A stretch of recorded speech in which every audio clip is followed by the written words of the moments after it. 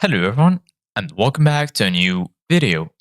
In this video, I'm going to show you guys how to use Waze with Lyft. So if you guys want to learn how to do it, just follow the steps that I'm going to show you. As you can see guys, I'm right now in Lyft application and this is how it looks like once you open the app. Right here in the bottom, you're going to have two sections, rides and also trips. Here in trips, you're going to find schedule a ride and also connect your account. If you want to connect your account, you can connect it with Google Calendar and add your calendar right here.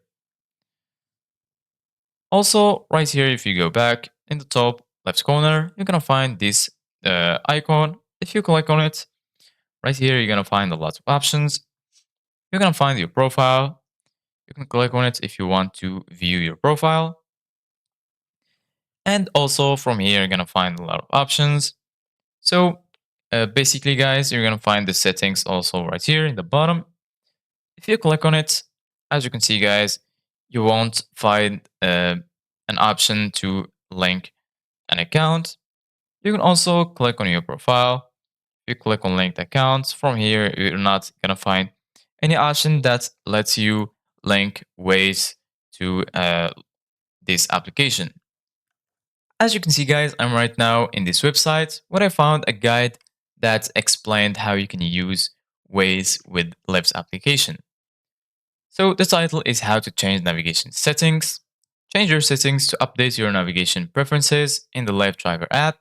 Open the main menu, then tap Account, tap Settings, and then tap Navigation. Switch the auto navigation option on. This allows the app to switch between your navigation preferences while driving. But if you choose to use the Waze navigation app, you will have to switch between apps while navigating. So basically, guys, the only way to use Waze with Lyft is to open it separately while you are navigating with the Lyft application and switch between the two applications. So this is it, guys, for today's video. Thank you guys for watching. See you guys in the next video.